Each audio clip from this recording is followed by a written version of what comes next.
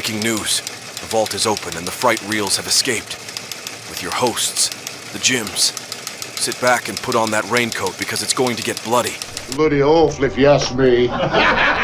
Welcome to Fright Reels. Episode 17. See there? Before we get into our movies, and there's several today, we want to thank Peter Chikarian. From Cleveland.com.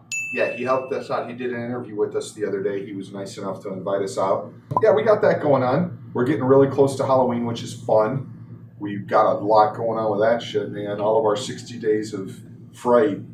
You can check those out on our, Facebook page or here on YouTube, or if you're listening, go over to our YouTube and Facebook pages and you can see those. It's where we're recommending a different movie every day for 60 days leading up to Halloween. Yes. There's been some good ones, don't you think? Yeah, I think so. There's a lot of good ones coming up. I think it's exciting seeing ones that you haven't seen. Like you like the Black Coat's Daughter, didn't you? Yes, that was very good. Yeah, it's fun, man. And some of these, like I said, I hadn't seen in like 10 or 15 years. And I have always kept this kind of running list in my phone. Because people will ask me, hey, Jimbo, why don't you recommend a horror movie? I'm like, okay, here's a fucking list. And then I just, like the obnoxious lunatic that I am, I send them a list of 600 fucking movies. They're like, dude, how about one or two? I still haven't seen probably half of them. The best was Peter was like, dude, what do? Do you have to muzzle him to try to get a word in edgewise? I told him Just walk away. I told him you make me wear a ball gag like a gimp. Oh, daddy. Yeah. All right. So, why don't you tell them what we have planned for today? So I'm calling it the Woman Trilogy. I call it the Woman Trilogy too, even though it's not the first movie. Right. It's the most well-known one. Right. So it's the Offspring, which came out in 2009. Yeah. And then The Woman. Yeah. And then Darlin. And all three of them were based on stories by Jack Ketchum. Yes. Except for the last one. She wrote the last one. Yes. Polly McIntosh. Well, we'll get to that. Now, we've come up with a new policy for the way that we've been doing this, right? Well, our last one was that we were going to sort of do the first half with no spoilers, give you a spoiler alert halfway through the show, and then say spoilers from here on out. I don't think that's possible in this one. No. This one's different. Yeah, it's not like there's a surprise in the end or anything like that. It's No. just all fucked up all the way through. So just expect spoilers this whole time. If you want to stop it now and watch the three movies and come back, that would be just fine with us. We'll be here waiting for you. Most likely you've not seen these. I would think not. No. I mean, maybe The Woman. That seemed to be the more popular one, even though it's the most fucked up one. yeah, even Darling though made more money than that for some reason. Well, that was a lot later too. All right, so let's go all the way back. All right, Yeah. I'm going to give you an origin story on this one first. How we got to this point. So The Woman was in 2011, and Mary and I saw it in probably 2012, and it fucked me all the way up, man. It was like that movie was fucked up 13 years ago. It's still pretty fucked up now. Yeah. But 13 years ago, dude, that was like, was that pre-Hostel? It was pre-Art the Clown. Anyway, these movies are... Hostel was way It might have been, after Hostel. But anyway, these movies are fucking vicious, man, and intense. And they're not just vicious looking, they're vicious psychologically. Yeah. And emotionally in every way they can be. So we saw that one, and it was always sort of locked in my brain as one of those oh fuck movies that was one of the coolest things I'd seen. It was also really, really good. And in addition to being disturbing, we loved it, And then you and I see each other across the crowded room. I don't know. I should have had many people there. And we start exchanging our love of fucked up movies and stuff. And this is one that I had recommended to you at one point. You saw it too, didn't you? You saw just this one, right? Right, yeah. I saw The Woman, yeah. And then I had also seen the sequel, which is Darlin. Yep. I didn't realize there was a prequel. I don't think I even realized there was a prequel until we started doing the show. Yeah. I didn't like the prequel. I did. I think it was, so low budget. Yeah, it's very low budget. I don't know. It wasn't... You know, once you get to The Woman, that's where I thought it was like, oh, wow. well, it's a much better movie. Yeah. But the Offspring, being the first movie, What's interesting? Did you read about it? The fact that it's actually the second book. Yes. There's a first book. Yes. The fuck's the first book called? I got it here. Something off season. So these are Jack Ketchum books. I've never read any of his work. He died in 2018. Yes. And so the first book was called Off Season, and it was based on. Do you know how to say it? Sawney Bean. Is it Sawney? Did you read I about didn't that? read that part now. So Sawney Bean was this guy who lived in like the Highlands of Scotland and like the hills of the mountains or whatever. He had some family or clan of like 100 people that over a couple of 100 years apparently ate 1,000 fucking people. Right. Which the name of the family in the second one, his last name had something to do with that guy. It was tied into that. Which is here I got that here too. Cleek. Cleek. Yep. That's a throwback to that family as well. Yes. So this Sawney Brown legend or whatever, it can neither be confirmed nor denied. Okay, it's this urban legend from 17th century Scotland or something like that, and that apparently there's this family, and it's not that weird to me, especially back then. Right. That's not that big of a stretch to me to think that there was a cannibalistic family living in the fucking hills and feasting off the villagers. I mean, that shit happened recently in closer places. So 400 fucking years ago in the mountains of fucking Scotland, that's not that big of a stretch for me. Anyway, no one can be sure, but it's been a long-standing legend, and it was written about in stories and things, and it's also the basis for The Hills Have Eyes. Interesting, though, isn't it? Yes. Well, and to be fair... That was another messed up movie. Well, to be fair, those two movies aren't that different. Right. I mean, a little bit. Did you like the new Hills Have Eyes? Not as good as the first one. Boy, I loved it. It was okay. I've never seen the first one. I saw the Hills Have Eyes Part 2. Yeah. The original Hills Have Eyes Part 2 from like 84. Yeah. But the original Hills Have Eyes Part 1, I've never seen. Yeah, I saw that one. Way back. Sure you didn't see 2? I think I saw both. Oh, look at you go. I like the new one. They had like the nuclear family. They were like nuclear site and shit. Yeah. Yeah. Anyway, I'm talking about the Hills Have Eyes, Jimmy. Well, tied into it. Yes. So you didn't care for the Offspring as much? Not really. I liked it a lot. I just watched it the other night. Low budget, bad Very acting. low budget. Acting wasn't great. Yeah. There's a lot of vaginas, though. After I saw The Woman, The Woman's a yeah, good film. it is. It's a good film, period. That is not a great film. Right. But it's fun. They have, well, I guess it depends on what you consider fun. But they got little kids eating people and shit. Yeah. And Yeah. that fucking naked hippie girl in his backyard Right. that ended up faking. That was the other fucked up thing. She thought she was being punished, and they're like, not punish, hunt. And they made her turn around. So instead of whipping her back, they whipped her front. So she could go to the house. They can think that there's something wrong with her, let her in, and then that's how they hunt. Yeah. Anyway, what this is, we've gotten way off the fucking reservation. What the Offspring is it's a clan of fucking people that live like up in the hills and in caves of feral cave people that are cannibals. They should have named the movie Feral. Will Ferrell? No. Not quite. So they were up in the hills and they're eating people. One fun fact is the police officer was the cop from Porky's. Oh, was Yeah, that's the only way I ever knew that guy. Like, I know him from another role. And he was the good cop, though, not the cop that was Porky's brother. Yeah. He was the cop that was on their side. And, like, at the end, he helped trick them when they all sat around the school bus and Pee-wee got laid. You know the guy that did that movie is the same guy that did A Christmas Story? Really? Yeah. I didn't know Anyway, so they fucking eat people. For some, and the actress that's the woman. Do you want to speak on her at all? that. Yeah, she. Her name is Pollyanna McIntosh. Pollyanna McIntosh. She was in every movie. She's kind of the clan leader. Yeah. It seems like in the first one, right? Right. Yeah. So she's leading this clan. The cop and the other cops in the town are like, oh shit, it's happening again. Do you think that they just didn't eat anyone for 12 years? And then now they're fucking people up again. And the main cop's like, no, I think they're traveling. And he's like, I think they're nomads. That they go, to another area and they're back. It's not that they quit, it's that they're back.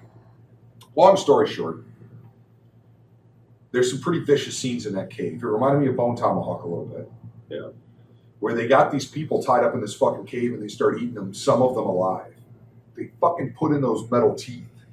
Yeah. So that they could eat people and ate that chick's fucking vagina. They started in her vagina with metal teeth and ate their way in. I'm eating your grandmother's vagina. I don't give a fuck. The weird part is she got up and ran like nothing. After her vagina was eaten with metal teeth. Obviously, she's probably been very, accustomed to being eaten like that. No, she wasn't. Not with metal teeth. Well, you think it was Jaws from Moonraker? Yeah, she just took off like nothing happened, bleeding everywhere. It was vicious, man. And they had a baby in there. The woman is obsessed with fucking babies. Yeah, the whole, every movie, it's with babies. They have their own language, which I thought was kind of cool. What is wrong with babies? Yeah. But they had another baby that they had stolen from another family. And then they captured that other chick who just had a baby, and they got her in the cave breastfeeding someone else's baby. So I wonder if she needed a baby to keep the bloodline going or something. I wonder, because she was saying the babies were power, and I wonder if she meant because it's power for the clan, or if like eating a baby makes you extra powerful. They never really explained what it is. They didn't eat a baby though. No, they didn't eat any babies. No, that's true. I love babies. I usually can't finish a whole one though. Yeah.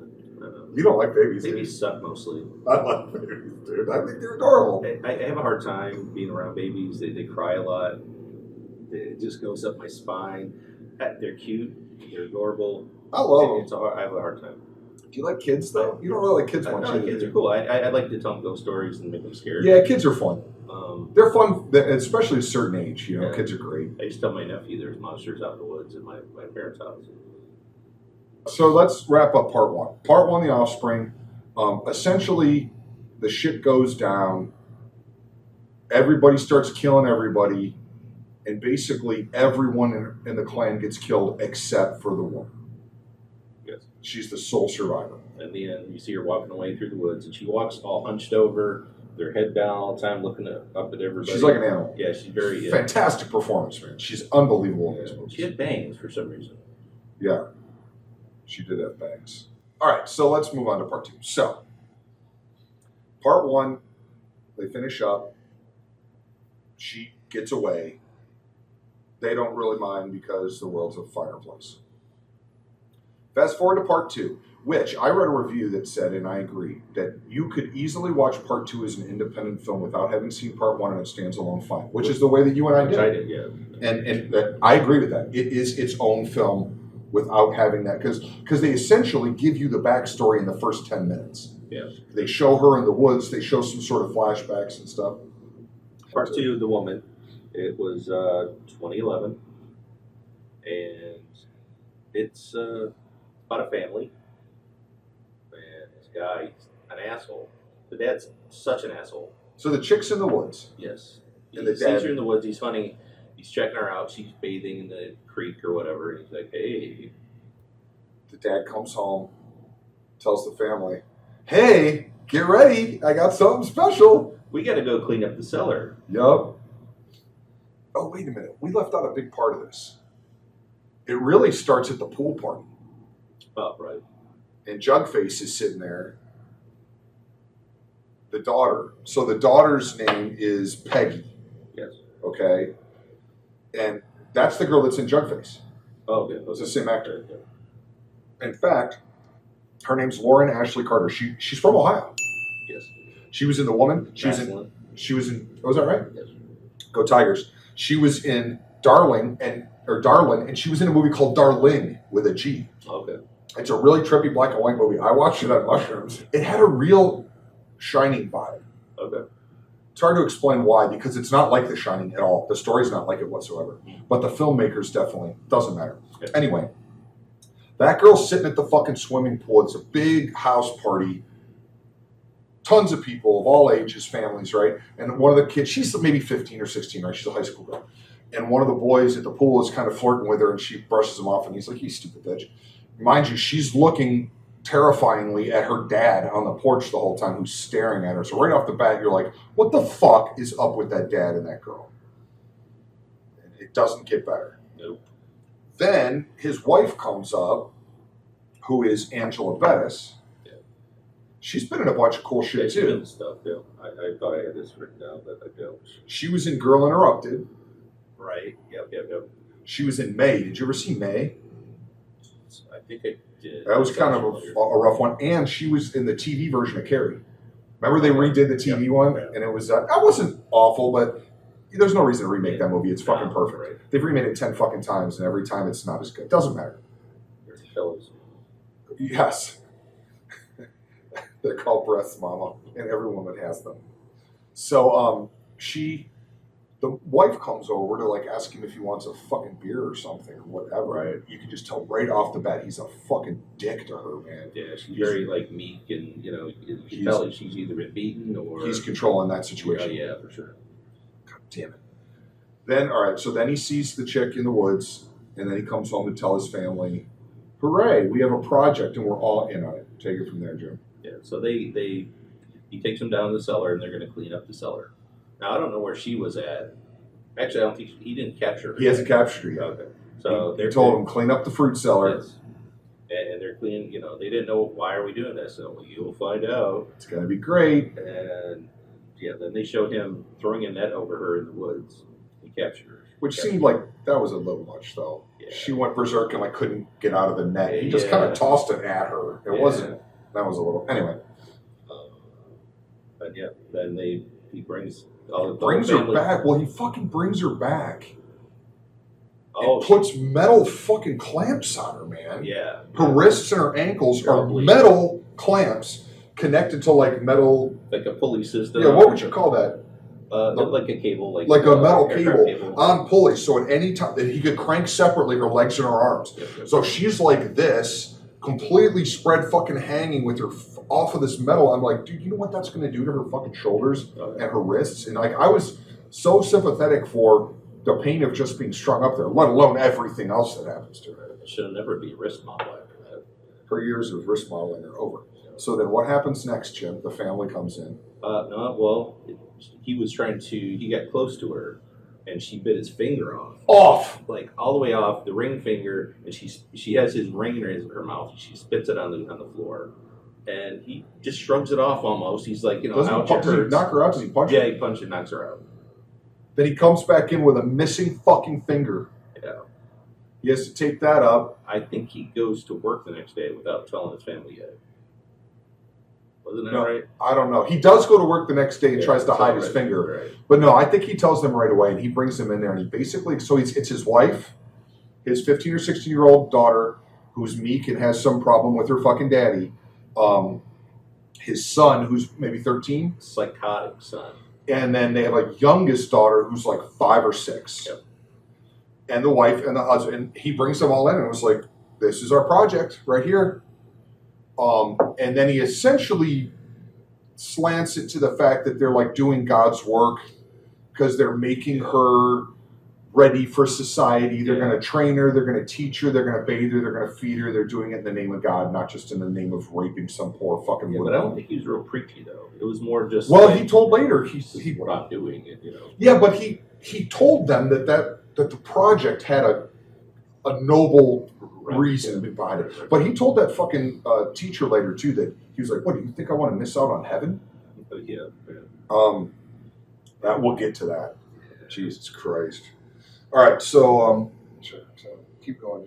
So the boy is intrigued. He's like, oh, this half-naked lady is hanging here. And, she's covered up with her rags or whatever. Not for long, though. Right. And then they decide they have to wash her and they have to try to feed her and she won't eat the food. Right. And she sees the daughter and she kind of is giving her looks. I don't know if that was that early on or not, but... Yeah, it was right off the fucking bat. And she said, baby. Yeah. So you already know kind of there's something going on. The girl at school's doesn't do gym class, doesn't interact with people, and all the teachers are asking what's going on. And The one teacher's like, something's up with her. Right. But yeah, right off the bat, the woman is like, baby. She has like a weird way to say it. I'm not doing it right, but it doesn't matter. She fucking is basically telling us that that chick's pregnant. Yeah. And the teacher as much surmises as much. Yeah. So we'll get to we're gonna go quickly to get to that part. Okay. So ends up the wife like sews a whole outfit, a dress for the woman. She's sewing it, and you can tell she doesn't really want to, right? But it's like what she has no choice. Like she's doing such duty. An asshole that Mind you, all along, surprise, surprise, the dad's raping her. Yeah. So he gets up in the middle of the night and he goes downstairs. Everybody knows he goes downstairs. They know he goes out there, and the boy follows him out, watches through a little peephole in the door, watching his dad rape this woman at gunpoint. Yes, at good point. That way she's not biting anything off of him because he's got a fucking gun. Then the son decides nobody's home. He's going to rape her. Yeah, he comes home one day, nobody's home, and he came home from school early. And, well, the daughter didn't go to school that day. She's laying on the couch. She didn't watch what he's doing yet. And he goes out there and he's touching her. Well, actually, he doesn't really touch her. He takes a screwdriver or pliers. Starts pulling her teeth out. Starts pulling and starts digging into her stomach and her boobs. And her nipples and shit. So he rips her nipple off with the pliers. You know what upset us about that? We were just watching that again. When the dad comes home and the mom is like, your son had her naked and had his hands down his pants. And the dad's like, so? He's an adolescent. And I'm like, you're leaving out the mutilation. She didn't mention any of that to the dad. Yeah, it was all just... She's like, your son's psychotic. And he's like, look, no one got hurt. Okay, yeah, I get it. He's an adolescent boy. Boys have urges. Which is still awful. Don't get me wrong. That's still fucked up. But... the way she's describing it, he was just looking at her and had his hands down his pants. He was ripping teeth and shit out of her with pliers, and she never mentioned that part. Which shows he's a psychotic serial killer. That kid is fucked all the way up. Well, the daughter caught him doing all this. And she tells her mom. And so they're all sitting at the dining room table, and the dad comes home. The mom tells the dad, and he says, just like I said, boys will be boys. Oh. And she flips the fuck out for the first time in their marriage. She's finally like, I'm done. I'm not doing this. You can't do this to our family. You can have your little rapist son, but you're never touching my daughters again. I'm leaving with our daughters. And he knocks her the fuck out in front of the Two to the fucking gut, one to the fucking head. Yeah. Knocks her out at the table. Just as Peggy's teacher comes knocking at the door. Yes, so she's knocked out. They kind of prop her up at the table. It's a great shot because they're in the living room showing her answer the door, and you see the son and the dad propping the mom up on the kitchen table, which looks exactly like this table. Yeah. And then it was long. No, it was round. Was it? Yeah. Sure? Yeah, we just watched it right before I left because I wanted to get that Aphrodite bullshit right. Oh yeah, leave us not forget that. We'll get back to that because that's when he first says it. Is at the table because she's like, you can't do all of these sins, and he was like, well, fucking Aphrodite or whatever that word is. I had it.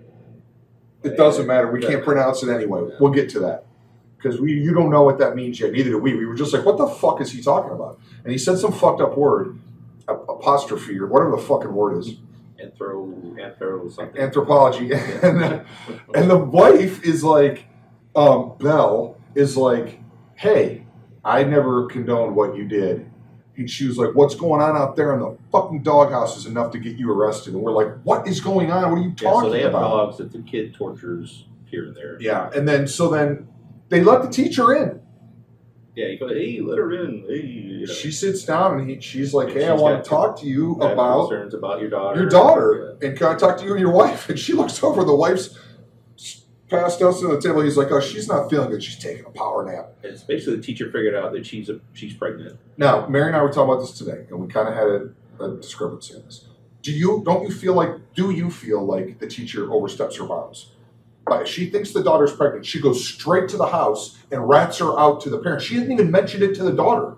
She goes straight to the parents. Back in the day, no, but I would say nowadays, probably. Yeah, I mean, this wasn't back in the day. Right. I would think you would at least mention it to another counselor at the school or the girl herself.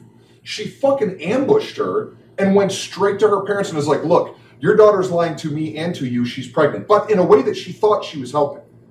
Yeah. She wasn't being malicious about it, but I felt like she was overstepping. I thought the more they talked, the more they kind of came to that conclusion. And so he was like, oh, She says to the father, does your daughter have a boyfriend? And the dad's like, no. And I would know if she did. We're a close family. My son's staying in the room. Everybody's staying in the room. We don't keep secrets. I would fucking know. And she was like, well, your daughter's pregnant. And he was like, teachers are supposed to listen. You don't listen very well. Yeah. Because you said she's pregnant. So what? Are you accusing my son, Brian, of doing it? He's 13 years old. She's like, of course not. He was like, so you're accusing me. So you're saying and she was like, no, but then you could see the light go off in her head like, I am now. Right. Like, I didn't think that then, but now I fucking know it was you. And he knocked her the fuck out. Knocks her the fuck out. Hey, Brian, go get the rope. Yep. I get the rope. And he's very nonchalant about everything. Everything's like, hey, matter of factly. Until he freaks out on Peggy outside, and then he apologizes to his son for losing his cool and says, you got to always maintain your composure your emotions when you're killing and raping people. Yeah. So they've got the teacher tied up. They're dragging her outside for whatever reason we don't know yet. Yeah, but they're going to the dog pen. Peggy's begging. She's my teacher. She's my friend. He flips out on her, beats her up a little bit, takes that chick into the dog pen. Do you want to go from here? And he was grabbing his daughter and he was talking about women that you suck me dry and all this stuff. All of you. Yeah, you women, all deserve to be just like her and your mother and the chick in the fucking barn and your sister in the doghouse. And we're like, you're what? Yeah, we didn't. Yeah, you never saw this chick. You go into the fucking dog pen and he's got these two vicious German shepherds that he's going to feed this teacher to alive, which he does. He throws her in there. And then the little boy says, come on, sis, let's see what you can do. And I'm like, what? Out of the little trap door comes this little feral girl. I couldn't even tell if it was a girl or not. She's a girl, and I got to say she's 18. Oh, right, yeah. To me, she was in a doghouse. There was another doghouse here. Right. And she came out barking and didn't have eyes. Like her eyes were... Now that we've researched it, we know why. I thought that she lost him in fights with the dogs. I thought maybe that they got scratched out. So her name is Socket, and she has no eyes.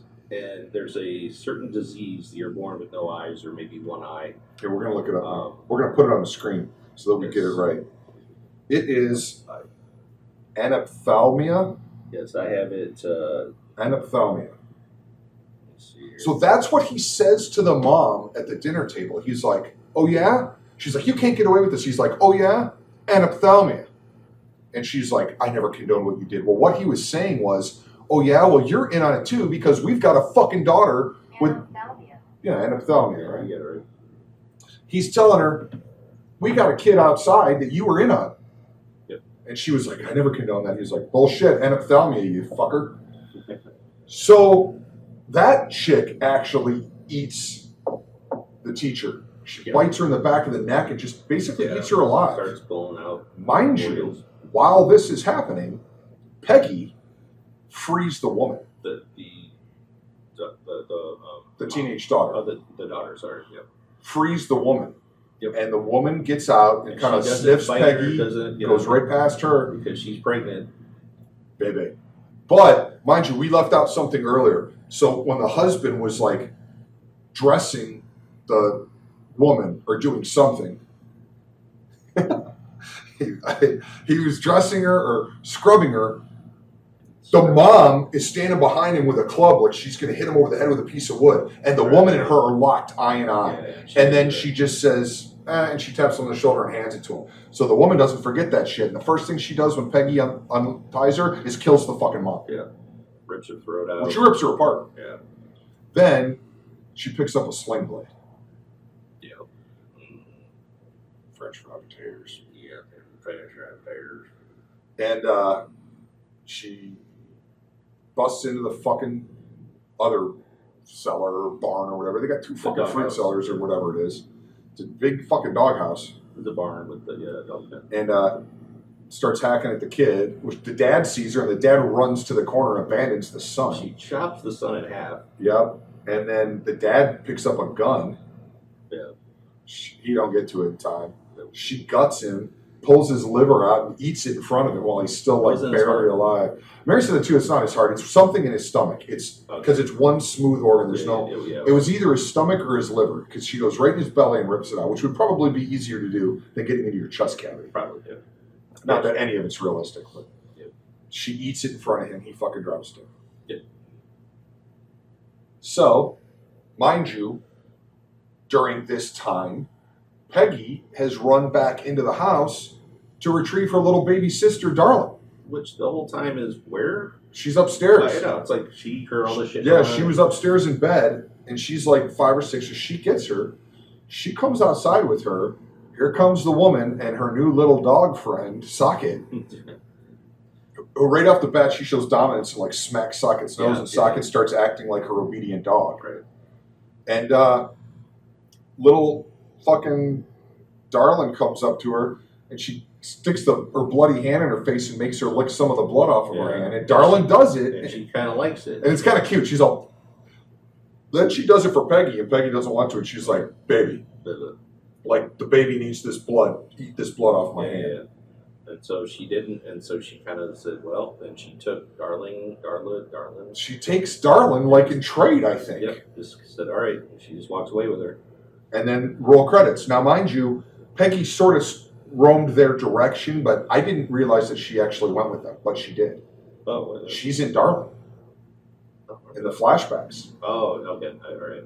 So the real version, so you don't quite know this yet, but both the Peggy, the teenage pregnant girl, and her baby sister go with the woman and their Socket sister off into the fucking wilderness. Jesus Christ, dude. There's a whole other movie yet to go. So there's the credits. So wait till the end of the credits. There's a scene that I didn't know about. I still don't know about it. And I watched it, and it's an animated, weird little scene with the girl, the 5-year-old girl, Darlin.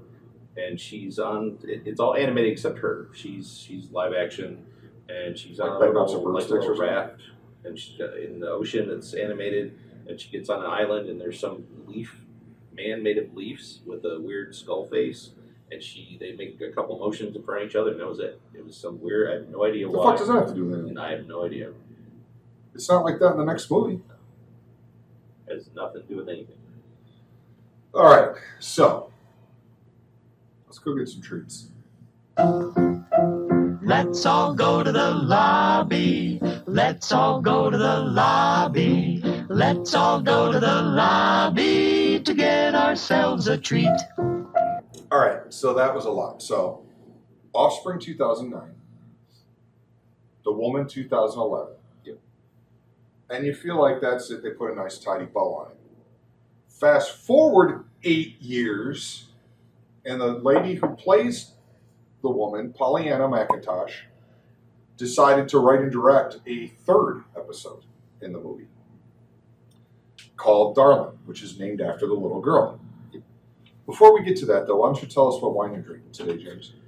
I am drinking Ellawan. It's a Pinot Noir.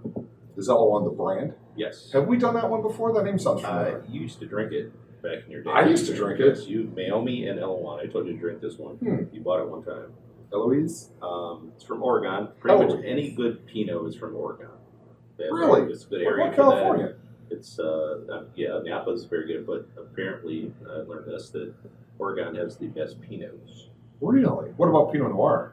Pinot, What about Pinot Grigio? same thing, same type of grape. But one's white and one's red. Yes.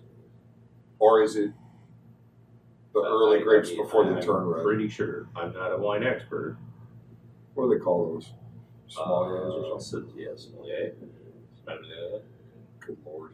I'm drinking it in a coffee mug because I don't want to conform. And that mug is from friedshirts.com. Yes, it is. As is my shirt with Lloyd. You didn't mention how awesome my shirt is. That is a cool shirt. It's I like Lloyd. it. Yes, and I have a King in Yellow Cthulhu Mythos creature. Yeah, what's it, Hector or something? No, King in Yellow. Pastor. Pastor, that's it. Yes. Also from our site. So go to friedshirts.com. It's a perfect fucking time of year to get there, right, Jimmy? That's right. There's a bunch of Halloween stuff because it's Halloween season's coming, and there's like blankets, and there's pillows, and there's dirty pillows, and there's mugs and tumblers and shirts and hoodies and all kinds of fun stuff. There's already one Christmas item, but we're gonna get some more evil Christmas stuff in there. But there's already Hail Santa. Hail Santa. And you got a blanket today, and the quality is fantastic. Yes. Very good quality. It's like a light Sherpa blanket. I think I'm gonna get one of the other ones that we made. Yeah. I might get the one with the skulls all over it. There's a lot. Anyway, check it There's out. a lot of drinkware. There's a lot of glasses. Beer There's no mugs. flatware though. No flatware. There's some cool stickers. Yeah, there's a lot of stickers. It's great. It is great. All right. So, interesting thing about this. All 3 movies were directed by a different director. Don't you find that interesting? That is interesting. And you would think it does kind of change the look and the feel of every movie. You know what else that applies to? The original Star Wars trilogy. Yes. But the first one was directed by Andrew Van de Houten and written by Jack Ketchum. The second one was directed by Luke McGee and written by Luke McGee and Jack Ketchum as a specific sequel. I thought it was Lucky McGee. Lucky, yeah. What did I say? Luke. It's Lucky McGee. Okay, yeah. Yes, my bad. What Lucky. a name. That's a great I fucking kind of name. wish I had that name. Is that his real? Oh, we looked it up, didn't we? That's his real name. Yeah. And then the third one, as we said, is written and directed by Pollyanna McIntosh. Yes. I'm going to go on a limb right now. I don't like the third one that much. I don't either. It feels like, and this is a trend, you tell me if I'm wrong, you folks feel free to comment and say what you think about our bullshit as well. It's in a long line of movies, of trilogies, where the third one is the weakest movie in the trilogy. Yes, they tried too hard. They diluted. Let me go off my list, you tell me if you agree. This is my list of movie trilogies where the third one fucking sucks. Number 1, The Hangover. Yes. The Hangover sucked. I like the first one. Second one was okay. The Second third one's one- hilarious, they're in Bangkok. Yeah. Number 2, this one could be controversial. Return of the Jedi. See, Fucking I don't know. Have you watched, I have you had- watched it in the last 10 years? Yes, I liked Return of the Jedi. I like Return of the Jedi. I think Return of the Jedi for me is just barely above Clone Wars. I fucking hate it, dude. I know. You know, my father has it, and my sister has it. I know. Somehow, but always any Luke scene, Luke is a weak character. he's the worst actor. He's a And I whiny never, bitch. dude, when I was 12 years old, I didn't buy him as a Jedi. Yeah. Like, there's no fucking way that guy's awful. That whole movie sucks, dude. That's the first movie where he And Boba Fett dies. was all not really. Well, and not in the revisionist version. Well, no, he He even in the flies onto the Sarlacc. well, even in the graphic novels, all the novels. he Yeah, didn't they die. changed all of that, though, because Right. originally he wasn't a clone either. Right. Well, he was the original. Not in the original graphic novel, he wasn't. No. But he was once they made the Clone Wars movies and made a Jango Fett. Yeah, they fucked it. They fucked it all up. All right, so anyway, that's my number 3. Yeah. 3 from Hell. Yeah. That movie sucked, dude. Yeah. It did not. The first 2 are unbelievably good. Yes. Frankly, I like 31 better than 3 from Hell. Yeah, I would say so. Godfather 3. Sofia Coppola cannot act. Yeah. She's part a hell of a two- director. Part 2 was probably better than part 1. That's what everyone says. Yes. Part 2 is But part possibly three's the best movie. Yeah. Number 3, Beverly Hills Cop 3. I don't even remember because I did. Yeah, I probably didn't even see that one. Beverly Hills Cop 3. Die Hard with a Vengeance. Yeah. So the third one is him and Samuel L. Jackson in like a Oh, right. Yep. Little Fockers. Bad. Yep. Third one awful. And then there's a whole bunch that are bad, but they go beyond a trilogy. Like Superman 3 with Richard Pryor. Oh. But there's a 4 that's even worse with the nuclear Four guy. is really bad. Or was he in number 3? No, he was 4. No, 3 was Richard Pryor. right. But was the villain the nuclear guy? There might only be 3. No, because he just turned him into bad Superman, and he fought himself, which I thought was Superman. Bad Superman was cool. I like Bizarro Superman. The one scene with him flicking the peanuts at the mirror, bar. breaking all the bottles. That was How about fuck, I just forgot it. I had another one. Oh, goddamn, I forgot What it about again. Nightmare on Elm Street 3? 3 Warriors, that's good. I mean, it saved it from 2. That's true. 2 was the Two worst. bad. Goddamn. Oh, they said The Hobbit Part 3 was really bad. I never saw the third one. I didn't finish all the Hobbit movies. No, I they didn't said like there's not enough material to have had 3 movies. Yeah. And I'm like, no shit. Oh, the other one was Karate Kid. The third one's with the girl. Are you sure? No, third one was with. Third one was with the trainer of the Cobra Kai guy. He goes back. Yes, the third one wasn't bad. He goes back where? He makes his own dojo. Or no. That's 2. No. 2, he goes to Okinawa. Okinawa, right. 3, he Mr. Miyagi makes his own bonsai store. And isn't it with Hilary Swank? No. That's 4? That's like 4, yeah. My bad. Mr. Silver was in that one. That's where he showed up. But he was the Vietnam guy that fought with I don't think I saw Kai. Where's Snotty? Who's that? He was Booger's like sensei in Revenge of the Nerds 2, Nerds in Paradise. Oh, God. Actually, there's another one.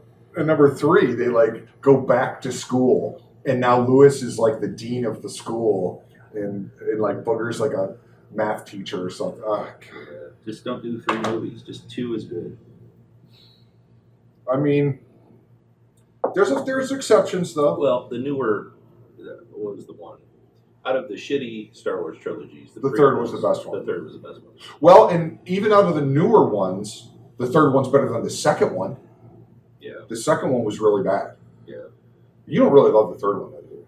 No, I don't. I like it with the Emperor and stuff. Yeah, I like that one. Yeah. And another good one is Return of the King. That's great. Yeah, that was great.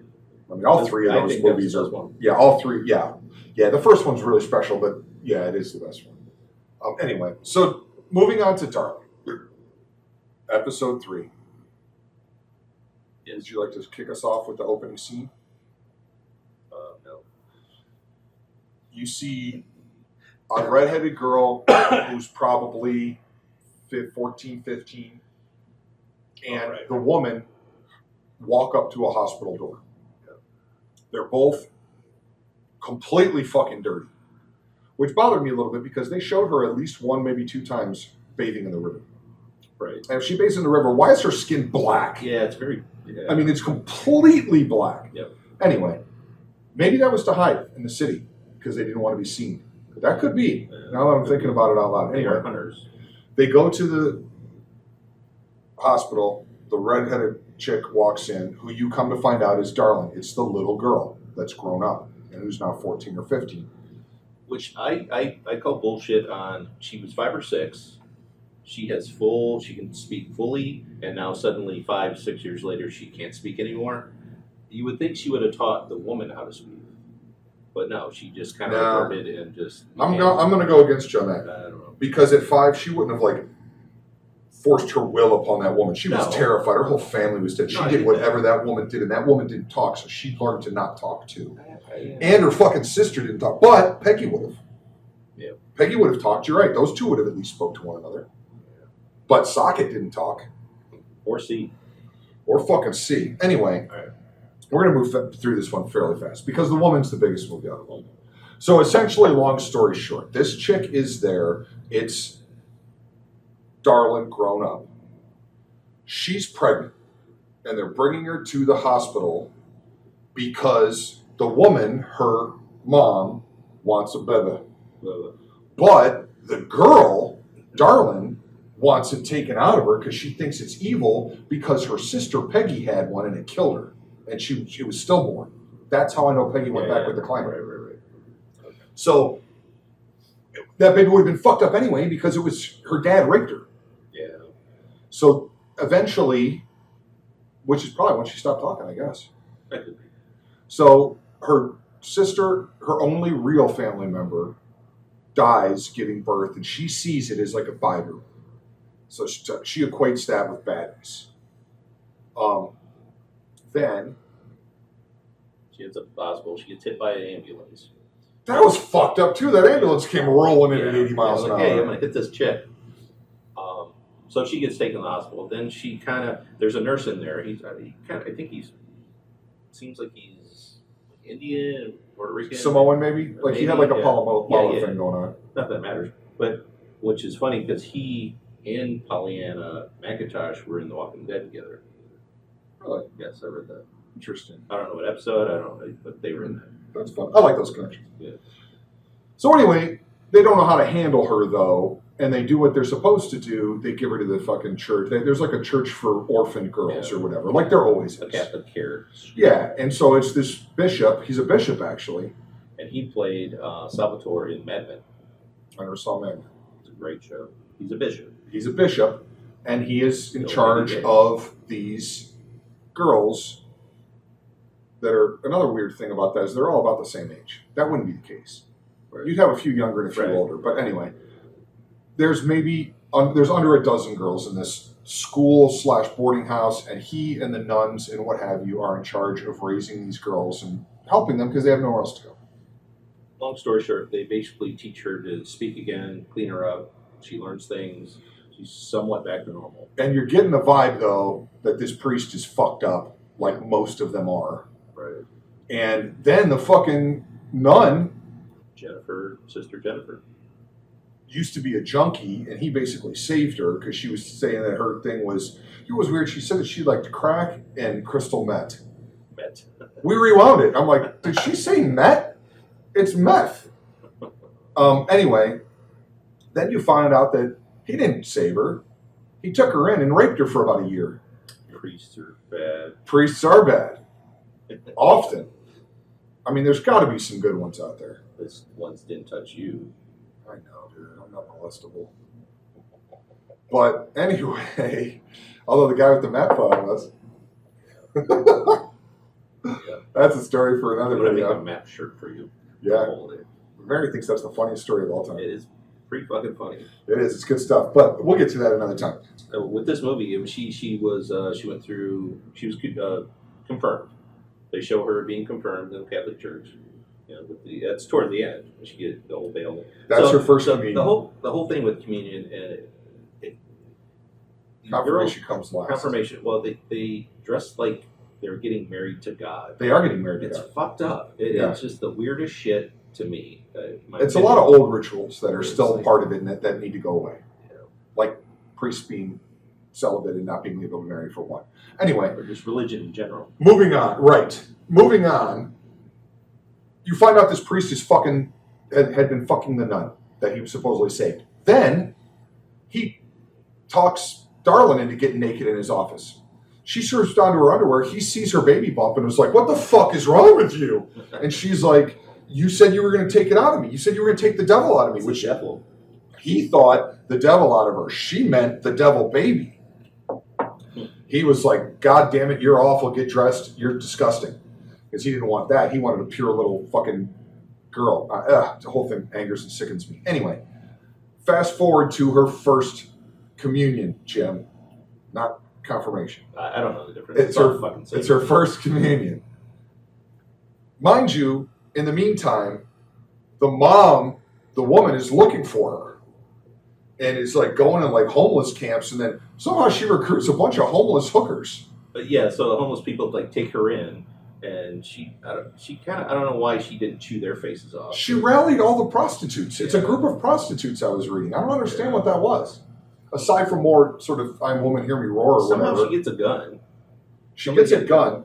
Well, when she was afraid of a car, but she wasn't afraid of the gun. She knew how to use the gun, but she got in the car and acted like a fucking savage that had never seen a car before. Sunglasses on.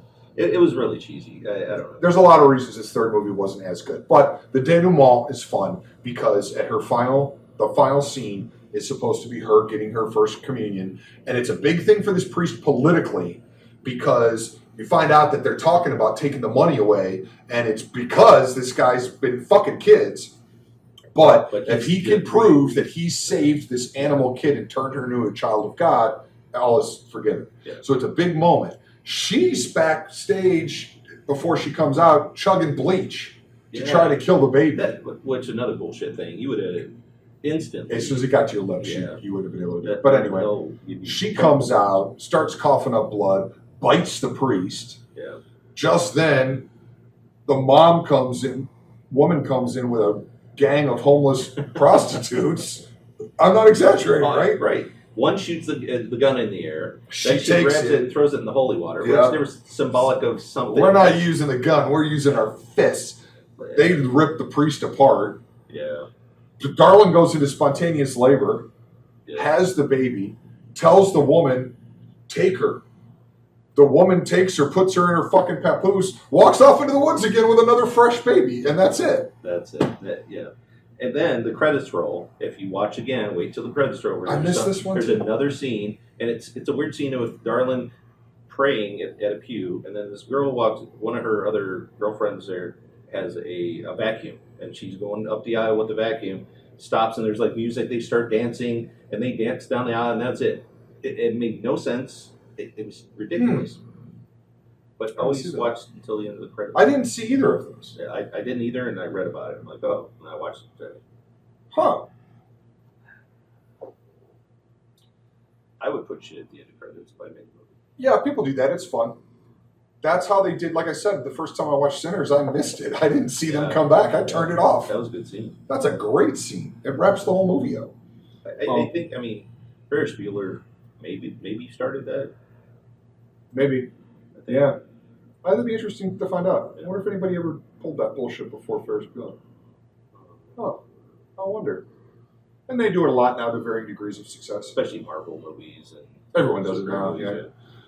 Well, and you know what, too, was an early thing. Excuse me. I credit Quentin Tarantino for, but I'm sure there are examples before that, is of rolling a full scene before the opening credits. Yeah. It used to be That's cool. Star Wars, and then the movie would start. But you'd get in a whole scene, and all of a sudden, ding, ding, ding, ding, ding. That was kind of cool. I'd never seen that before him, to my knowledge. You know? It's crazy how he became such a good movie maker. Yeah. Just he started out good, dude. Well, Pulp Fiction's his first fucking dark about how he worked in a video store. Oh, yeah. And suddenly he became a fucking master. Yeah. Yeah, he basically, to my knowledge, I don't think he had any film training. He just was a student, a mental student, a personal student of film. Yeah, he inspired a lot of people, I think, to do the same thing. There's a whole league of filmmakers out now that were looked up to him. Yeah. I mean, yeah, he got in it, though, because his dad. I'm just saying. Yeah. Like the guy that did that How to Win at the fucking Hotel Royale or whatever it was, that was very Tarantino. Yeah, that was good, though. But there's a lot, there's got to be a whole league, just like people that heard Ace Frehley and wanted to play guitar, people that saw the Beatles and wanted to be musicians, people that saw Quentin Tarantino and were like, hey, I work in a video store, I can do that too. And then, because of sort of the success of what he did, all of a sudden you had a whole area for it. The Independent Film Channel came out, which was brand new. That wasn't a thing before. That didn't even exist. Yeah. And all of a sudden you have all these independent filmmakers and the ability to make it on the cheap because of digital editing and digital film. And then the internet and streaming sites can distribute it. So now you've got this whole world of independent filmmakers that are making the world a better place, Jimmy. Such a great place. So how do we even do this? Are we going to rate this? I'm going to do it individually. Okay. That's fair. Offspring, I give 2 bloody raincoats. Okay. The Woman, I give 3. And then Darlin, I give 2. Okay. Fair. See, I consider one as a just horrible piece of shit like Roller Gator. Yeah, but dude, come on. I don't even know if you give it 1, but Roller Gator. Offspring was better than Roller Gator. Yes, I give it 2. I give Roller Gator 0. I would say so, yes. Probably the worst piece of shit ever made. I give Offspring 2 as well. 2 bloody raincoats. And I give The Woman 3.5. Yeah, because I think in addition to being sensational, it's a good movie. It's well acted, it's well filmed. It's a movie. And you don't see movies with that kind of a subject matter. Right. And then I would go, I think 2's fair, I guess, for Pollyanna. What's Darlin? For Darlin, yeah. Yeah, 2's fair. I would almost go 2.5 because it's a well-made movie, but just because the budget was big doesn't make it a good movie because it just wasn't that good.